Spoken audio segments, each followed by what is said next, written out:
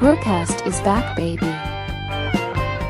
This BruCast episode is brought to you by the BruCast Store. Explore a store filled with awesome goodies from hoodies to t-shirts to mugs. We've got you covered. Stay in style with BruCast. Embrace the shock, set the trend. Visit now bru-cast.com/store. Link below.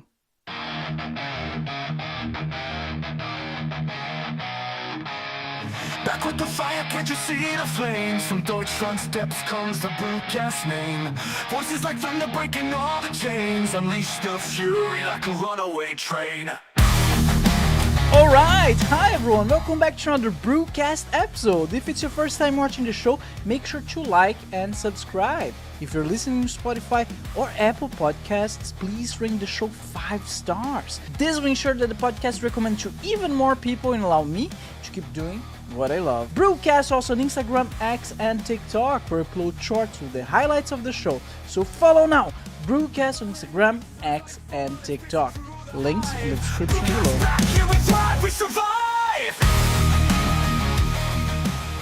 Alright, hi everyone, welcome back to another BruCast episode. If you haven't subscribed yet, subscribe right now. Hit the like button and share with your friends and family. That would help us.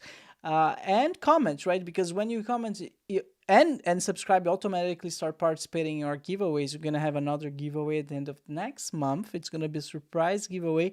All I'm going to say, it's going to be some type of merch from BruCast, of course. We need to promote our BruCast store here at the BruCast podcast. So go check it out. Go check it out. Our guest today is Bob Martin. Bob Martin is a former Miami mob lawyer turned into mindfulness mentor, author, and professor. With a career spanning law, business, and holistic wellness, he now teaches at Elon University, helping others cultivate clarity and resilience through Taoist wisdom, neuroscience, and psychology. All right, Bob, how are you doing? Doing great today. Thanks for having me. Thank you so much, man. What a introduction. That's so interesting. Your life sounds like a movie. What can I say? Well, it's been a long, strange, wild ride. I'll say that. It does sound like. So, before we went live, I asked you, so are you still based in Miami? And you said no, but you said no for a very specific reason. Right? Right. I was in Miami, but I don't know.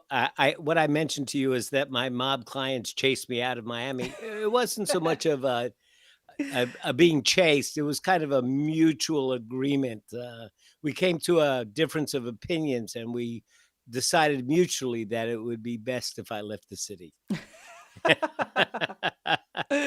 Oh man, I as a kid, I'm not sure if you're familiar with this game. I'm sure many of our listeners are. There's this game called GTA Vice City. As far as I know, it takes place in Miami and it's all about the mafia there. So how realistic would you say is like this whole culture there? Like in the 80s, it was a huge thing, right? Yeah. If anybody's ever seen the movie Scarface, if anybody's ever seen the TV show Miami Vice, they both really catch the vibe of what Miami was like. You know, of course, the stories themselves are fictional, but the vibe is accurate. That was the vibe, especially Scarface. It really caught the vibe because there were trade routes, let's call them, coming out of Peru and Colombia. The Colombians and the Peruvians would go through Cuba and Bimini, and then take these cigarette high-speed boats and or single-engine planes and fly their stuff into the Everglades or come up through the mangrove swamps of Hialeah.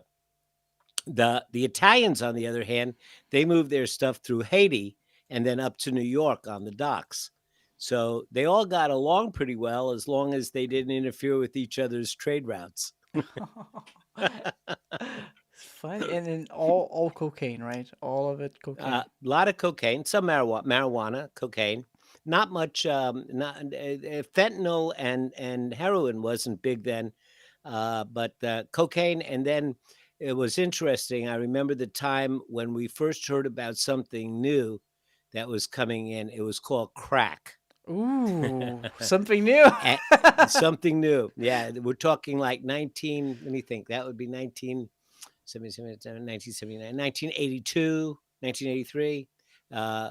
Before that, it was all powder. And then crack started coming in. And one of the things that the smugglers loved about crack is that once the cocaine hydrochloride, which is a salt and very smelly, was turned into crack, it had very little odor, so the dogs didn't detect it as much. So they could move it through a whole lot more easily. They did some really amazing things. Like they would take the crack and pour it into a lamp base mold, Like a light and bulb?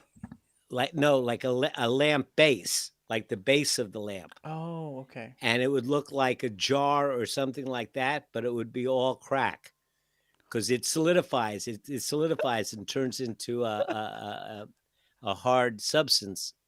So it was interesting days. I mean, for sure, it's very interesting. And so I need to ask you, Bob. So when you became a lawyer for the first time, like, you had in mind that you would be, you like, was it your goal to become a mob lawyer, or that came No, out? no. How does the story unfold? Well, it wasn't even my goal to be a lawyer. Oh, what? Okay. I mean, if we go all the way back, I was a football player in college, and I broke my ankle in my sophomore year, and I flunked out of college. And my folks, I grew up in the popcorn, cotton candy, caramel corn business in amusement Mm. parks and carnivals. And so having that, when I flunked out, I went to a food school, and my real ambition in life at that point was to sell enough hot dogs in the summer on the boardwalk uh, to not have to work in the winter. That was my big goal. But there was this guy, and he kept pushing me to be a lawyer. He even went out, got a job, earned the money for me to take the law school aptitude test, and then quit his job. Uh, Who is this so guy? Is like a friend his of name yours? is yeah, his name was John Berman, and he stuck with me all the way through law school and all the way until I got sworn in. And 3 days later, he died. What? What happened? Yeah, I can't make this stuff up. I mean, really. No, he had been a heroin addict, Oh. and he was a friend of mine. And when I got accepted to law school, he went straight, and he just stayed with me and supported me and kept motivating me. And then after I got sworn in, he met some chick, and they decided to shoot up. And he didn't realize that his tolerance for the drug had gone down over 3 years of being straight, and he overdosed, died. Um, so, so I've always thought that maybe there was something very special about his being here. That maybe was his purpose, and so I got a job for the DA's office in Miami. So I was the prosecutor, and that's how I started out.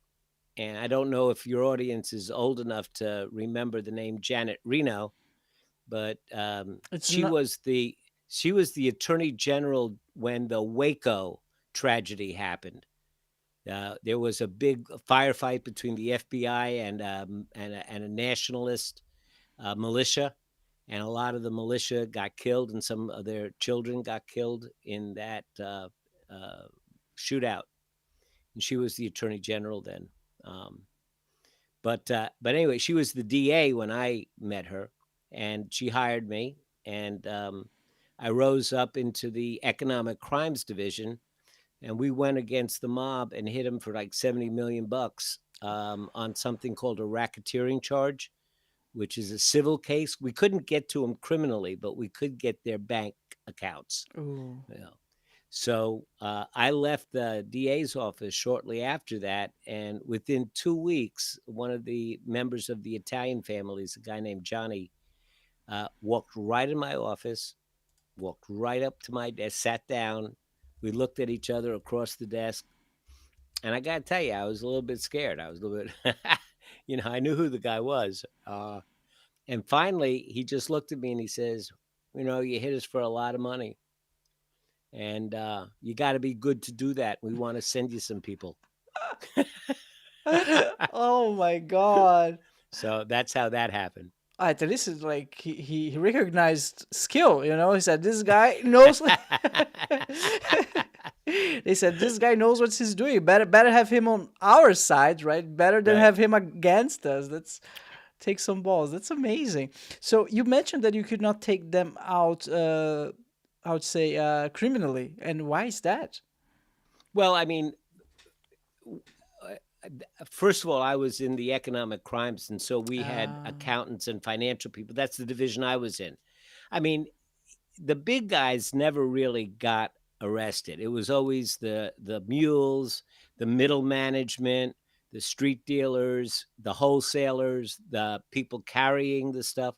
They were the ones that always, and really those were the people he sent me. Those were the people that I represented. I gotta make clear, it wasn't like I was consigliere to the mob. I wasn't on the inside. Well, first of all, I'm not Sicilian, and so it's pretty hard to get inside when you're not. But he was sending me clients, and in middle management, and I was representing them, and we had a good agreement. I wouldn't do anything unethical, and I wouldn't do anything illegal.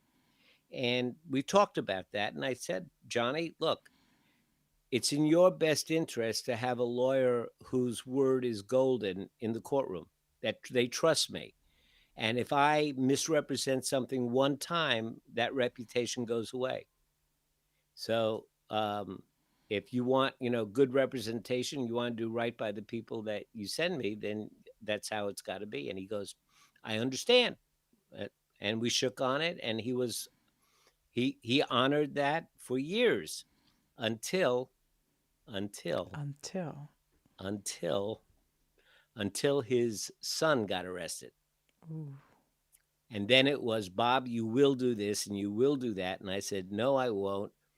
And that's when we just decided it would be better if I left Miami. Ooh.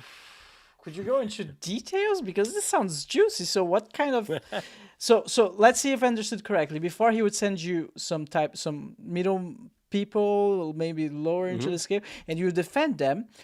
And the prerequisite is would you have some type of values, and I'm not sure, like, and then when it came to his son, so what was the difference? Oh, well, no, when he would just send them to me. Okay. And the biggest problem that a lawyer has in that kind of a situation is that you got one person paying who has one interest, and then you have the client who may have a different interest.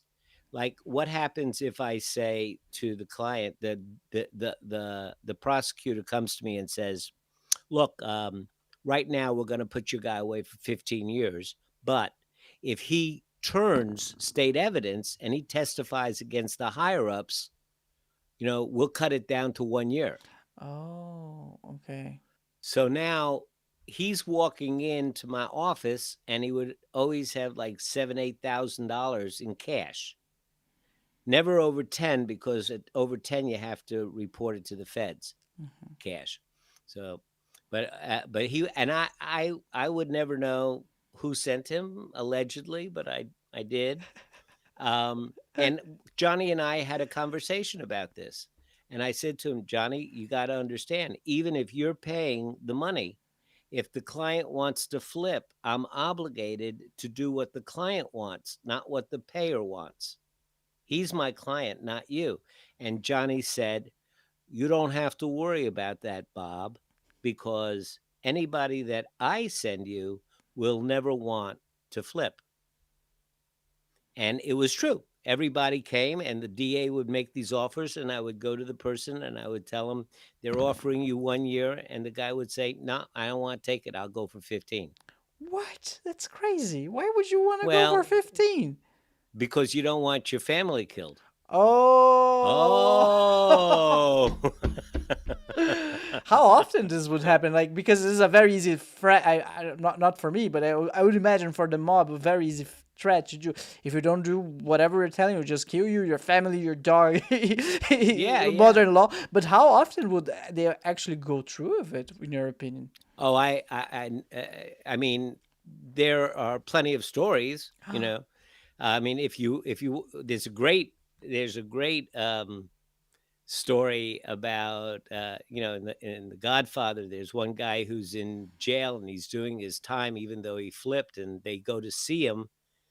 And they talk to him through the fence and they whisper something in his ear, and the guy goes and kills himself because he didn't want his family killed. But that's just the movies. Oh, But that kind of stuff happened. And I'll tell you one other thing that's kind of interesting, that among the Italians, um, to deal to involve the family was infamia. It was a sin. But even the Italians were scared of the Colombians, because the Colombians they were just crazy. I mean, they would kill your whole family just so you could watch. Then they would kill you. um, so yeah, it was kind of nuts in Miami during those days. oh my Um, gosh, yeah. there are stories. So that was we're talking about the 80s, right? Just to make it Yeah. okay. Okay. Wow. I've watched Narcos, so I kind of have a glimpse of how the the Colombians would act. Like Hmm. Pablo, he just had like he was just evil in some aspects of, like, you could the show make you empathize with him, of course, but if you just analyze through his actions, just pure evil. He would just like explode buildings or something like that. Would kill children, would die from some of those attacks. So Hmm. it's a little bit more chaotic than the Italians. The Italians are like, we're gonna kill you and your family. That's like a more contained attack, let's Yeah. say. Well, the Italians, I think the Italians are less passionate, Oh. maybe, and they're also they want to do what's good for business. What's good for business. That's the most important thing, is what's good for business, and unnecessary murders are not good for business. Man, makes sense. Bob, how much of this mob culture and those drug runs and all of that's still going on to this day? I would assume it has diminished a little. um, I think so. I think so. No, I think that it has. Miami has got. We see one of the reasons why Miami was so crazy during those days. Well, first of all, it's because of its geographical location Mm. and the Everglades. I mean, the Everglades is huge, and it's hard to search, and planes flying over, dropping bales of stuff uh, is difficult. And then down in south of Miami, when you get to Homestead, the entire coastline from south of Miami all the way to the end of the peninsula where the Keys begin, it's all mangrove swamps. Mm. And those cigarette boats that are, like needle thin and go at 70, 60, 70, 80 miles an hour on the water, would just, it's just a wide open coast.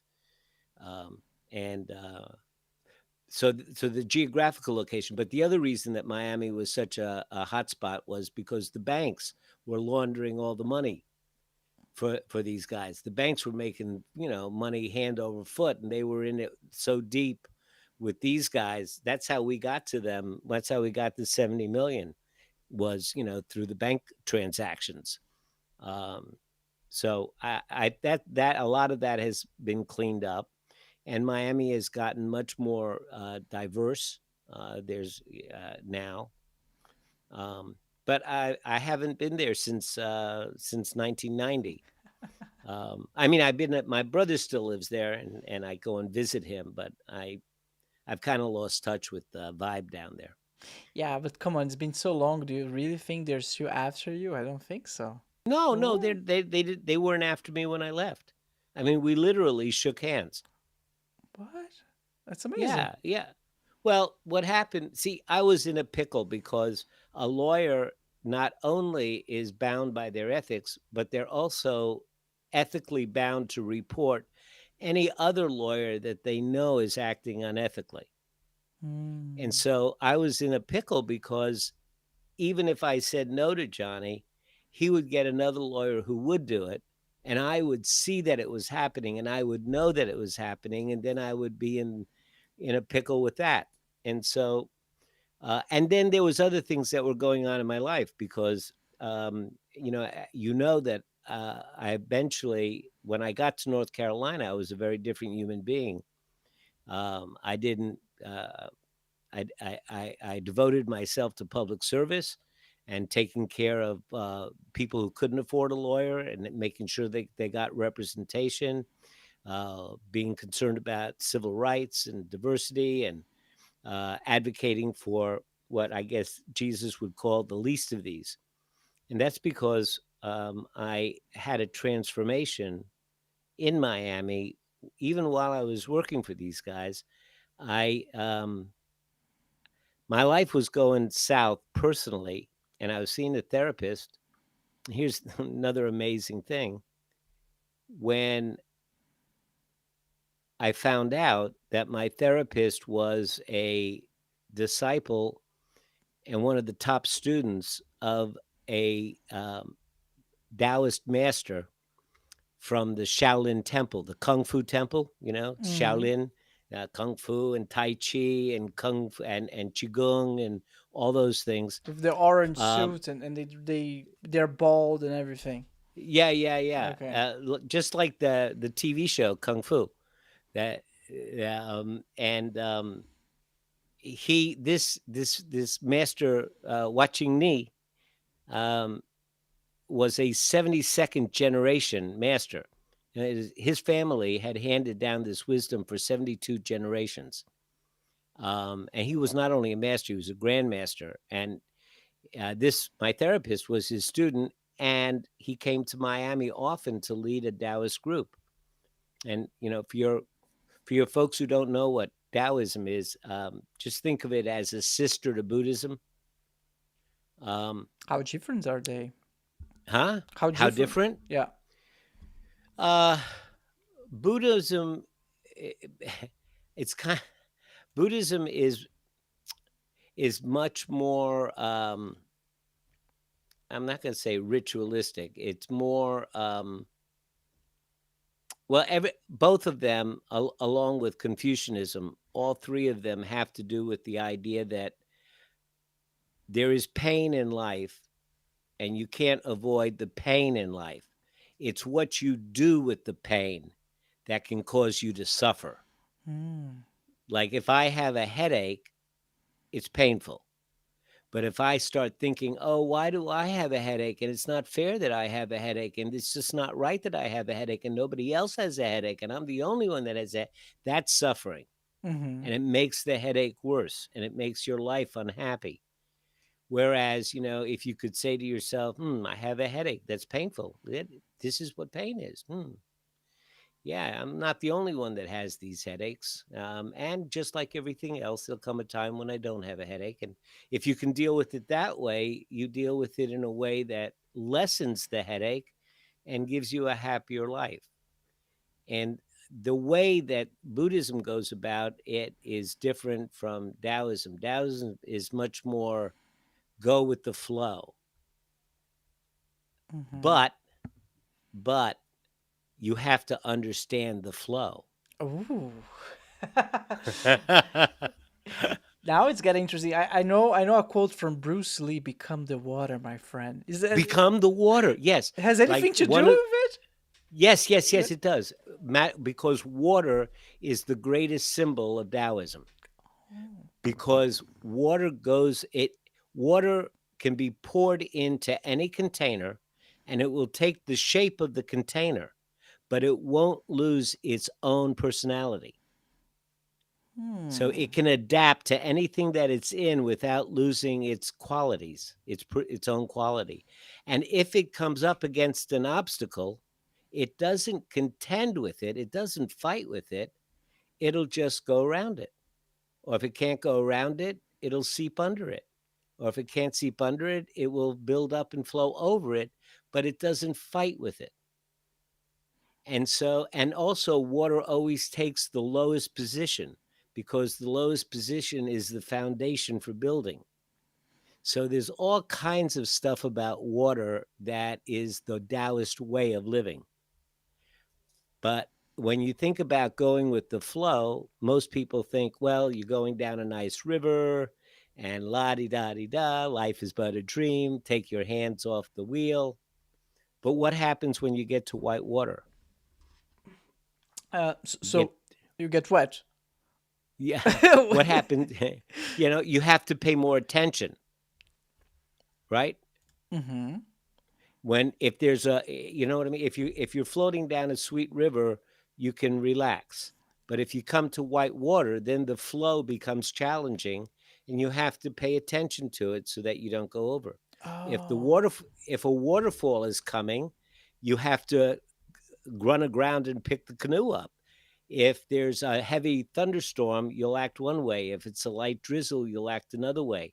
These are all the flows, and you have to adapt to the flow. So in terms of human behavior, if you have a really great idea, right, and you want to tell your friends about it, but they're talking about what they're going to do next weekend, and they don't want to listen to you, okay, then it's not smart to try to force them to listen.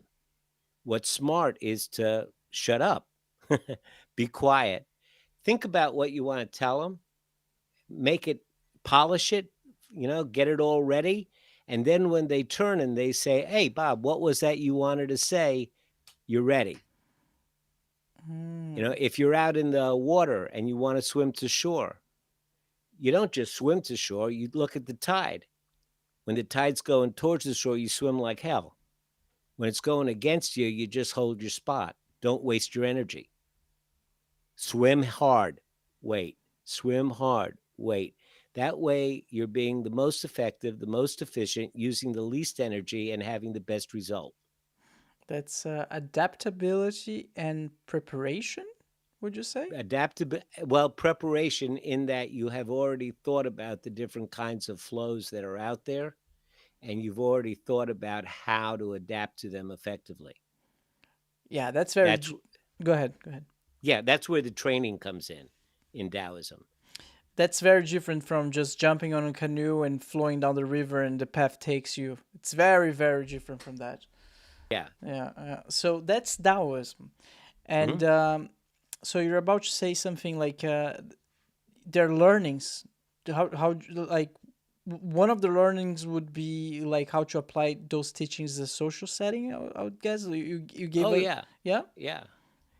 In other words, in Taoism, you break up all of the different flows into like 64 pie slices. Wow. And each of the 64 pie slices has 6 minor slices, right? So, but you don't have to learn it all at once or anything like that. There are practices that you do like for 10 or 15 minutes a day, and over time you get to know it. But like there's a time to advance, there's a time to retreat, there's a time to take time, there's a time of great fortune, there's a time of resistance, there's a time of obstruction, there's a time of breaking through. So there's all these different flows that are out there, and when you begin to be able to recognize them, you begin to be able to adjust your behavior. We asked Master Ni once, and this is the best way to describe it. We asked Master Ni once, what does it mean to master life? And he said to us, if you can interfere with the natural flow of things the least and have the best and proper impact, you've begun to master life. I need to write that down. Oh my God, master life. I gotta probably listen to the podcast again later. So, the Master Life, you interfere the least with the flow. Could you repeat, please? It was beautiful. Yeah, if you can interfere the least with the natural flow of things and yet have the desired impact. Beautiful. And the way you would go about achieving that is using one of the 60 or more, Before, 64. and getting a sense of timing, and that's where wisdom comes in. You experiment with things. He said, if you try to pick an apple before it's ripe, you're going to tug and twist and pull and jerk and use a lot of energy and get a sour apple. If you wait too long, it's going to drop and rot. But if you get it just right, it comes off easy and it's sweet. Learn how to pick an apple when it's ripe. Oh my God, you can apply that in so many places. So many ways. Oh my God. That's wonderful. So Bob, you mentioned that you came across Taoism through your therapist. Yes. So how this introduction came about? Did he brought it up in one of the sessions? Well, so I didn't know anything about this. Okay. And one day I go in and I have a really big decision to make. And I say, what should I do? What should I do? And I expected that he would give me some of that therapist talk like, well, Bob, what do you think you should do? But instead he picked up some coins and he shook the coins, he dropped them, 3 coins, and he started making some mathematical calculations, and he drew 6 lines, and then he pulled a book out and he looked at that pattern of lines and he turned it to a particular chapter. That was that number. And he showed me the chapter, and the name of the chapter was Retreat. And I had no idea what was going on. I thought that he had gone crazy. And I cursed him out. But that's exactly what I needed to do. I needed to pull back from a lot of behaviors that I had engaged in. And then I went back and I asked him, I said, what's that? And he said, that is the I-Ching.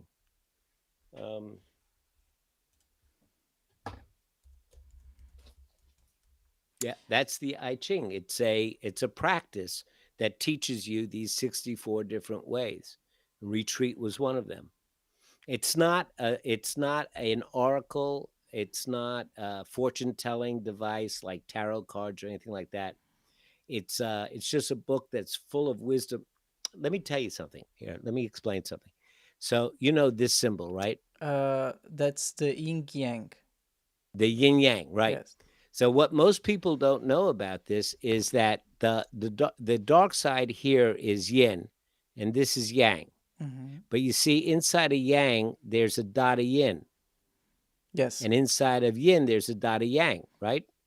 Well, that's not a dot, it's a seed. Okay. And the seed will grow. And eventually, yin will take over yang. And yang will take over yin. So yin turns to yang and yang turns to yin, which is a symbol of the way the universe cycles. Day turns to night, night turns to day, summer turns to winter, winter turns to summer. And in human behaviors, good times always turn to bad times, and bad times always turn to good times. And the proof of it is you've never had a good time that's lasted forever. You've never had a bad time that's lasted forever. So when things are good, you got to be like a chipmunk and store away some nuts for when they go bad. And when things are bad, you have to learn to have patience and ride it out, because they are going to get better. And once you begin to understand that all it is the cycle of life, it doesn't become so personal anymore. You rise above your thinking. Oh, for sure. For sure. Oh my God, I have my mind is blowing right now, because that's a wonderful way of dealing with suffering, because we all gonna suffer, right? I was talking with my dad the other day, like bad times they will always come. Like someone will die, unfortunately, or you might lose your job, or who knows? Mhm. Nobody knows, but things will happen. That's for sure. Life will throw things at you, and you need to adapt, and you need to know how to handle things. And if you don't, you're gonna suffer and suffer and suffer and suffer and suffer. And from what I see, from what I understand, what you're bringing to us, Bob, is a way of suffering less. It's a way of becoming the water, right? Knowing how to Right, right, go with the flow, right, and basically mastering life. right, right. Well, if you think about what the best way to like kind of get your head around it is, if you think of what the unskilled person does with good times and bad times, They waste it. right? Well, if it's a bad time, they start beating themselves up and they think it's never going to end, and they dig themselves more into a hole, and they almost keep the bad times there. If it's a skilled person, he's going to recognize that it's a bad time. He's going to conserve his energies. He's going to pull in. He's going to have patience. He's going to wait till things get better. Maybe it's not a time to buy that new car. Maybe it's not a time to do this. We'll conserve a little bit, pull in generally, save energy. If it's a good time, the unskilled person is going to go out and have dinners and just, go, let's party, and just blow it all. Whereas the skilled person will blow some of it, but he'll hold back a little bit because he knows that it's not going to last forever. Mm-hmm. Mm-hmm. So you know, it's just a matter of how skilled you are at dealing with what life throws at you. Could you give us examples on how you dealt with different situations in your life, maybe before and after learning about Taoism? um, yeah. I have to think about particular examples, but what I'll say is that you get to just have a greater sense of being connected, because you are more attuned to the cycles of the world around you and the flow of energy that's around you, and you really begin to understand how insignificant you are.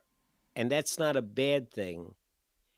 It's like, that you're going to live and that you're going to die, and then that's all it is, and all your stories and everything that you've done is gone, you know and so then you might as well make the most of the life that you have.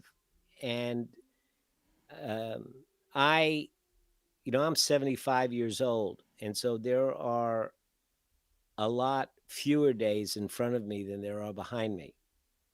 So my days are getting precious, but I think every day is precious to everyone.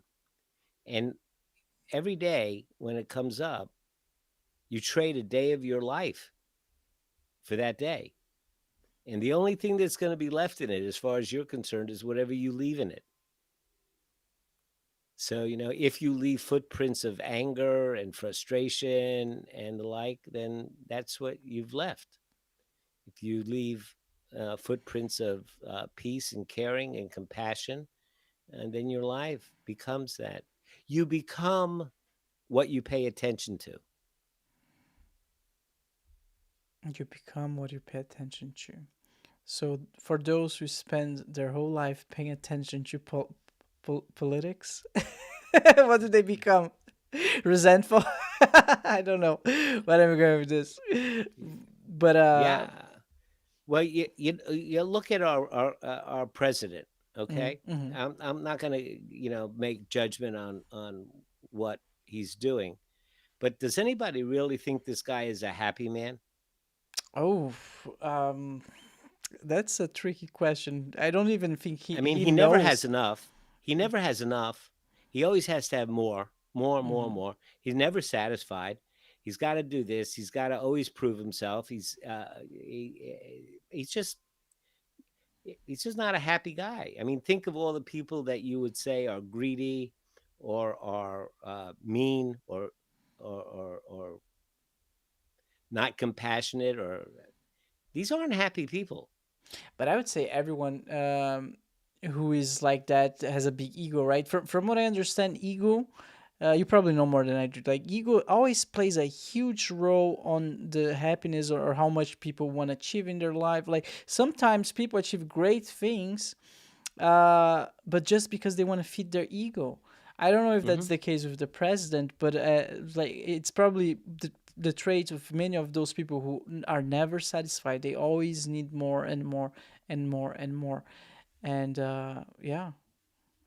You know, one of the practices I think that is an antidote Hmm. to that is a practice of gratitude. Oh. You know, because when you're grateful for something, you're basically saying thank you, and you're accepting the gifts that the world gives you, and you're also saying it's not all on my shoulders. I don't have to do everything and be everything to everybody. And I have all these beautiful benefits. I get to drive on a paved road. There are lights on my street at night. There is water and drinkable water. All I have to do is turn a knob. You know, when you live in a world of gratitude, the ego is much less important to you, Hmm. and you are happier. Yeah. Yeah. Um, You I think we had a guest on the podcast once who gave us an example on how we could practice cultivate gratitude. know. Hmm. And she said, just first thing in the morning you wake up, you just write in your journal, I love playing the guitar, I love my cat, I love sushi, like whatever comes to your mind, something that you like. Hmm. You don't necessarily love, but you write, I love I love that, I Hmm. love. Right. And accordingly to her, Braca, that's her name if I'm not mistaken, that's already enough. You're cultivating, practicing gratitude. Would you Hmm. say that's a good practice, like the Oh, way, this absolutely. way of doing it? Absolutely, and there's Yeah. so many ways to do it. One of my favorite ways of practicing gratitude is to have a jar and a little notepad near it. And what you do is every day you write a little something that you're grateful for. I'm so grateful that my wife is coming home today. I'm grateful that my kids are happy. I'm grateful that my dog ate her dinner tonight. Whatever, right? And then fold it up and throw it in the jar. And then sometime when you just don't feel like you got anything to be grateful for and you just grumble mumble, just reach in the jar and pull one of those things out and read it. Gosh, that's a great idea. That's a good one. I normally I used to write them and then never look at them again. They're gone basically. But Yeah. this is when I bring them back. Yeah, that's great. So Bob, as far as I understand, you're also a professor, right, at Elon University. Hmm. Uh, so do you teach neuroscience and psychology over there? No, no. No. Well, it's a funny combination. I teach business law Oh. to the business majors, but I also teach meditation on campus. And That's wonderful. But they sound so yeah, different from each other. yeah, they are. Well, that's because my life took those two paths. Yeah, I meditation is a great tool, and I think it might be even helpful to talk about like what it is and what it's not, because so many people. I mean, I can't tell you how many times I'll say, "Oh, you're a meditation teacher." I could never meditate. I can't sit still, and as soon as I sit still, I can't quiet my mind, and it just goes crazy and blah blah blah. Well, that's exactly what it's supposed to do. Um, Meditation is not about quieting the mind. It's about watching the craziness. Oh. Yeah, it's about watching the craziness because, well, let me let me give you an example. Uh, you have had times, I'm sure, when you're talking to somebody, and even as you're talking to them, there's another voice in your head that's kind of commenting on what you're saying. Yes. You're thinking, oh, he's not getting this, or oh, he really liked that, or I think I'm getting him bored, or they're not going to get the joke. Or you're talking to him and you're thinking about, did you leave the stove on? And is your dog need to pee at home, and things like that. It happens when I'm reading sometimes. I'm reading and then my mind starts wandering away. But I'm Right, I'm right, right, still right, reading. It's crazy. right, right, right. Well, that is meditation. Oh. The only difference between that and meditation is when you're meditating, you're noticing, intentionally noticing it happen. See, when normal life, it just happens, and you don't notice it, you don't pay attention to it, it just happens. But when you're meditating, you're actually watching that other voice. And as you watch that other voice, you start to connect with it. And I don't know, I would say if you're a psychologist, you might say that that's your authentic self or your inner wisdom. If you're a neuroscientist, you'd say that's your left brain, your intuitive intelligence that's speaking. If you're a religious or spiritual person, you might say that's your soul. But it is another facet of our intelligence that we don't strengthen. And in that part of our intelligence, it's much more authentic and accurate than our right side brain, which is full of society's conditioning. It's full of the things that you've been told about stuff. And it's logical and rational, and especially the stuff that you were told when you were a kid, about who you are, is on the left side is pretty free of that. And if we start to reconnect with it, we start to get a much clearer idea of who we really are. And I will tell you this, that who we think we are is so much smaller than who we actually are.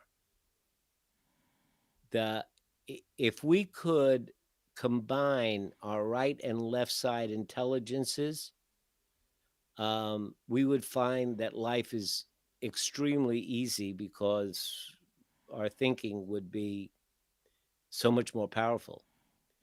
So meditation is the work of reconnecting with that other side simply by watching and listening to it.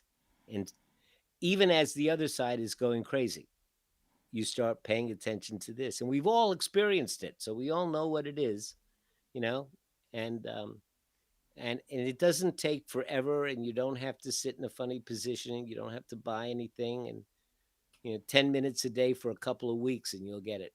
What would be the best way of doing it? Normal office chair would work? Yeah, sure. Yeah. You could lay down, you could hang from your feet initially. Um, it's always, I mean, there are apps and there are books, but there's nothing like a coach. Just like, you know, you can understand, like, if you want to learn yoga, you can learn it off of YouTube's, Mm. but there's nothing like somebody saying to you, raise your elbow up a couple of inches, move your foot over to the side a little more. And so a meditation coach is like that. All of the misconceptions that you have, like when I teach at school, it takes 2 weeks, maybe 3 weeks. The way that I teach is they practice 10 minutes a day and they log it, and then I have a digital, they have apps and I have a dashboard, and their logs come to my dashboard every day, and I respond to them every day. So there's a communication going back and forth between me and my students every single day. And it's like that. I'm saying, move this foot over to the left. But it takes about 2 weeks or 3 weeks of them saying, oh, I couldn't focus. I couldn't concentrate. My mind drifted. My mind was distracted. They use all those words. And I keep saying to them, It's not about focus. It's not about concentration. It's not a distraction. Your mind wandered. The reason our mind wanders is because we evolved in the jungle for 1.7 million years, and we've only been out of the jungle for a couple of millennia, for 2000, and 1.7 million versus 2000, nah. So we still are the same creature that evolved in the forest, and in the forest we always had to scan for danger.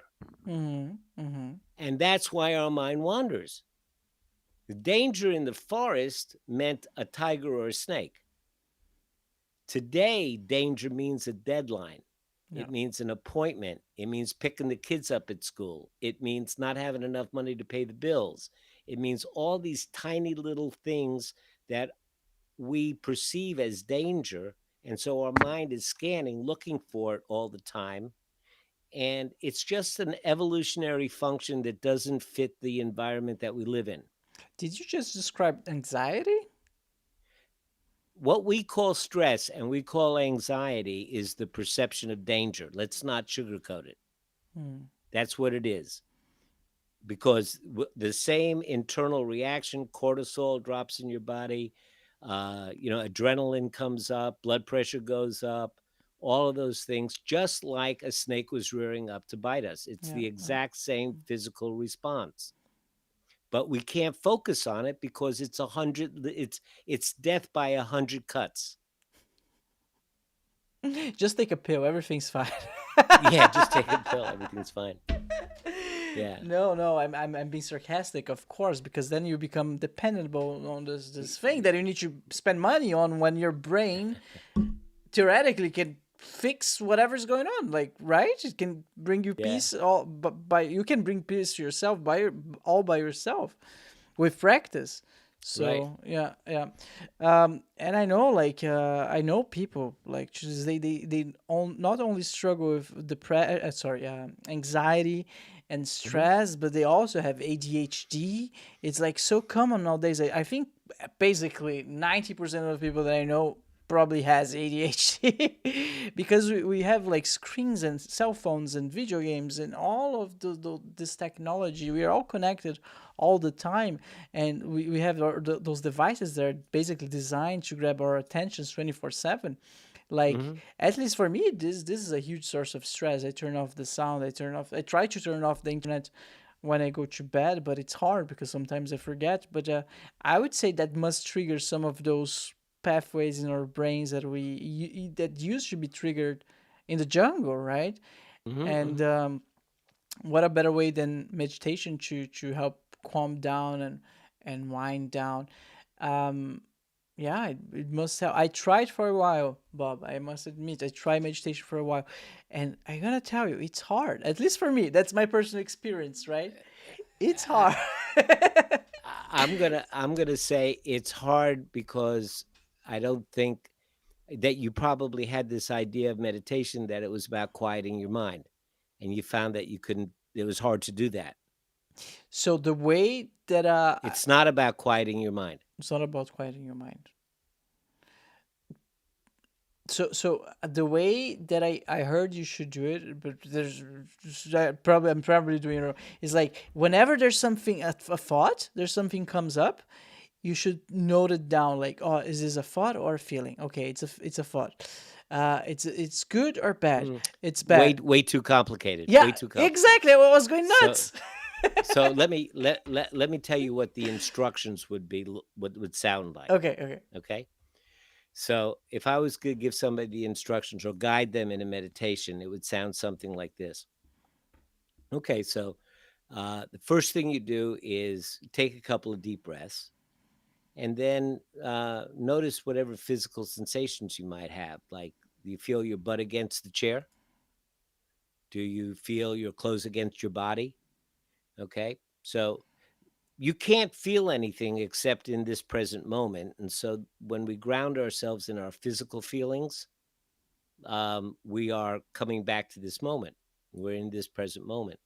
But once we kind of get there, I'd say, okay, so So let's make an intention. Let's just say that we want to pay attention to our breath. Okay. So we'll feel what our breath feels like. Maybe you feel it in your chest.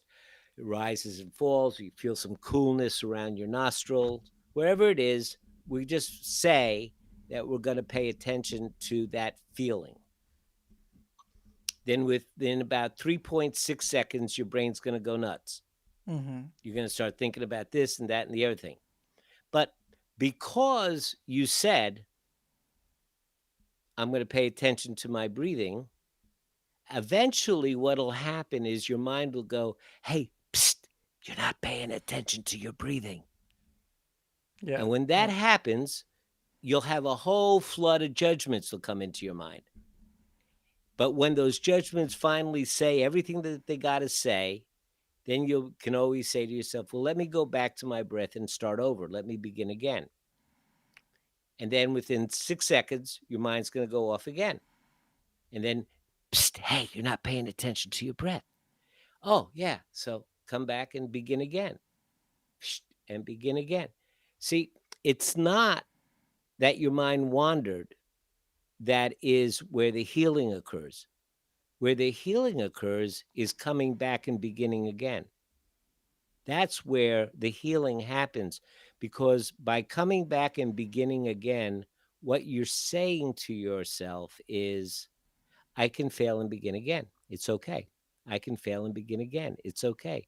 That builds up a sense of self-efficacy, that sense of, I can do this.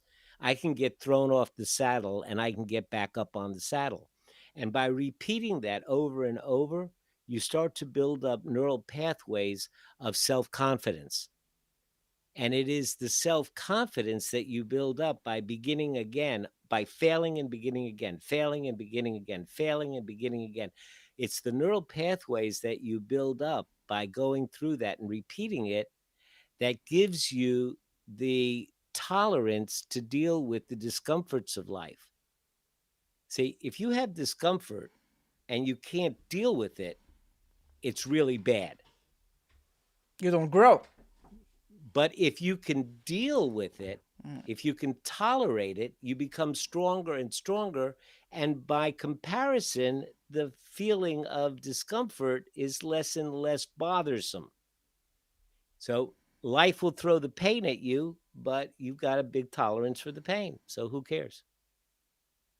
So that's what it's about. It's about building up the self-confidence, building up your sense of self-efficacy, returning, beginning again, returning, beginning again. And then as a side benefit, at some point you notice that all of a sudden you can maintain your attention on things longer.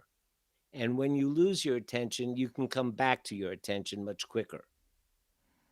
It's just a skill building process. You know, you start off, you suck. But then after time, you know, you build up this skill. Mm-hmm. It's kind of like, you know, if you go out to play tennis, you're not going to hit it over the net every day, every time. You're going to hit it in, you're going to suck. You practice and you practice and you practice and you get better. Oh, but it's a hell of a skill. It's powerful. I mean, if you know how, if you develop this skill, you're gonna develop self confidence. Mm-hmm. Like that's powerful for everything. And then you can take that and then go play tennis. You might even play tennis even better. You know. Uh-huh. Yeah, it's beautiful. How? And you don't need your ego as much. Yeah, And we go back to that whole ego thing. yeah. How much would you say self confidence is linked to self esteem? Are they kind of the same thing or are they different things?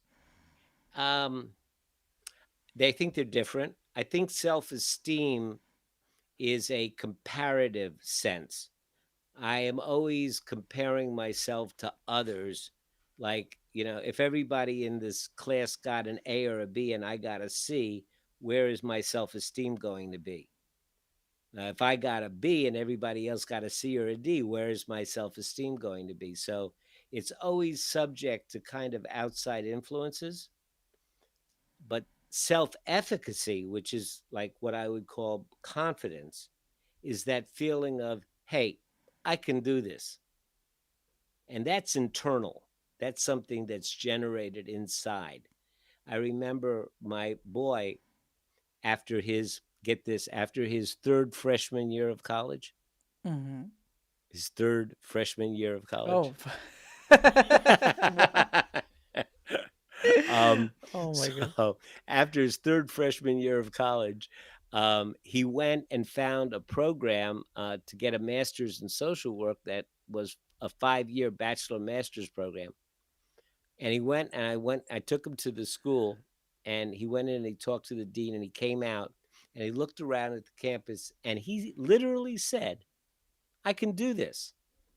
And from that point in his life, when he said that, he became a Dean's List student, and now he's a licensed clinical social worker. Oh my God, that's beautiful. It is, it's that sense, that sense, I can do this. I can do this. And this is inspiring. If you have people like this around in your life, it motivates you, lifts you up with them. And yeah, there's no better mentality. And I think it's the same with the opposite. You have people who are always saying, I cannot do that. That's the way I am. There's no way I can evolve. Like, of course, that's not true. They can, but it's just pushes you, brings you down a little. It's like, they say that Henry Ford, maybe it wasn't Henry Ford. If you don't think you can do something, you can't. It was something like that. Yeah. But this is the other one I like. It says, if you always do what you always did, you'll always get what you always got. Oh yeah, of course. It sounds so obvious, but you don't think about it. Yeah. Bob, I need to ask you where people can find you, your website. Well, I just made a little change in my website, so I got something really exciting to tell you. And I'm going to be launching my new podcast, and I've got a blog. But what I'm really excited about is we just put a page in the website called Free Resources. And there's quizzes, and there's 300 instruction sheets on meditation, mindfulness, relationships, careers, all kinds of questionnaires and forms to fill out. Not for me, but just for your, for your own advancement and progress. There's a free ebook I wrote about meditation. There's, like I said, there's some quizzes. There's a link to my blog.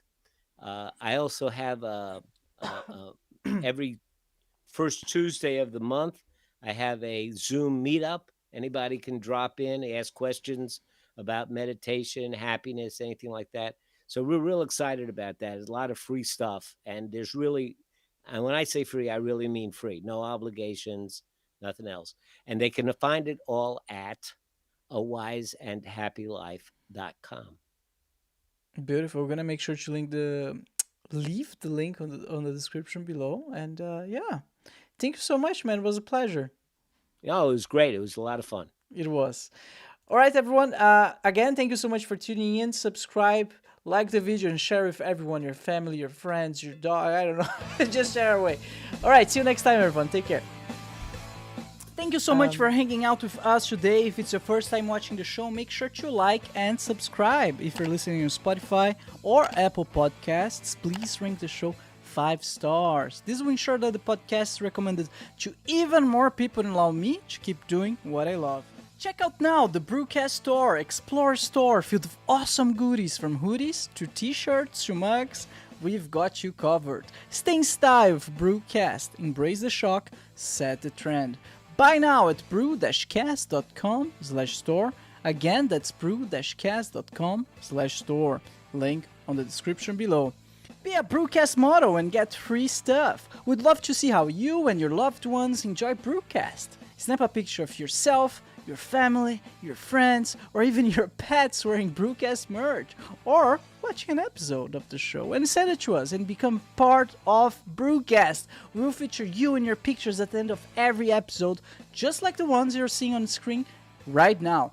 You can upload your pictures at bru-cast.com/contact or tag us on social media. Alright everyone, it has been a pleasure. Thank you so much and see you next time. Bye bye.